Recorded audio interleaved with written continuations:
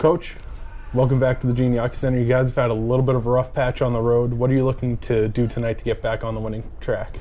Good to be back home. When hustle plays early in the game, we have to set the tone defensively. We got to be the first one on the floor for loose balls. We can't miss box outs. We got to hold them to one shot every time on the perimeter, and we got to do a better job of defending against penetration. Some of their better, quicker players, particularly at the guard spot, if you allow them to stay on their dominant hand and go right and get into the paint and get to the basket, they just cause havoc. And if we can do the better job of defending that tonight, we'll mix in our man-to-man where we're going to switch a lot with some zone to kind of stifle their penetration. But we do those two things, we should have success. No Kyle Davis tonight again, still dealing with that hamstring injury. Aiden Hadley is back, however, had a good game the other night. Matt Rain's also been playing well. How do those two kind of change what you do and allow you to be successful without Kyle? Those guys are Aiden, and it was great to see him be able to come back and have a strong performance against Ida. And Matt Rain has been improving each game. He's shooting the ball a little bit better. He's rebounding. Those guys are better players facing the basket, Aiden and Matt. So they're a little more versatile at that forward spot, but they allow us to do a lot more movement and motion stuff, where it's not so much throwing the ball inside the one guy and trying to play off of him, but letting the best shot find our team. Move the ball, move yourself, be good screeners. And, you know, we shouldn't have to shoot contested shots or shoot shots with two people on us. We should, with our ball movement and play, we'll be able to get an open shot. And that's the improvement I'm seeing over the last couple of games. And that's what Matt and Aiden allow us to continue to be able to do, because those guys are just as comfortable operating out, 20 feet from the basket as they are 10 feet from the basket.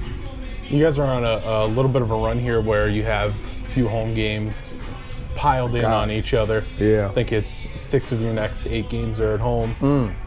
How important is it to get the wins at home and make this a really difficult place to play? Huge. I talk with my guys a lot about that. Like, we want our home court to be an advantage for us. This is where we practice, where they put all their extra time in. So we have to know this gym, know these baskets, and to be able to have other teams worry when they come into your home court is an advantage. And it's something that a home team should be able to take pride in. It's last time we were on this floor, we played well and we won, and that was a conference game against Norwood. So we want to continue that tonight. And, I told our team, even though our overall record is not very good and we're right in the middle of the pack in conference play, we want to start playing our best basketball right now. And that's what I've seen with this team, is the growth and the confidence building. And so we're starting to play better basketball, whether we have Big Kyle in the lineup or we don't. These guys have to have an identity, and they're showing that. And so this will be a great way to kind of continue, at least, well, we can get 2 in a row at home. After winning last week against Norwich, that'll be great for their confidence, because boy, what a win does for you. The next day, everyone's all smiles, and so this will be big for us tonight.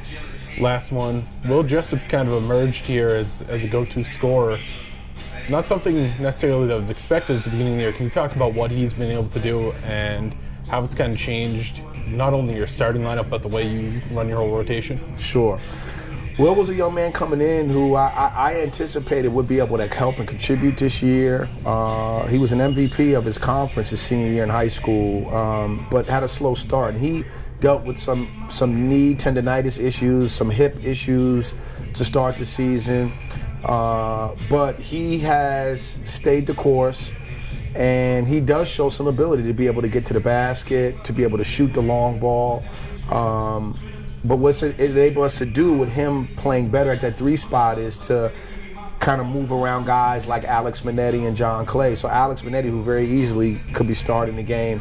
I've been bringing him off the bench as a 6th man, and he's embraced the role, and it's given us great point production off our bench. And for Will, what I've noticed with him is he seems to be a little bit more engaged when he starts the game. He starts the game, he seems, if he gets off to a good start, he's going to have a good game. And so I noticed that over the last week or so, and but they got to still continue to do all the little things.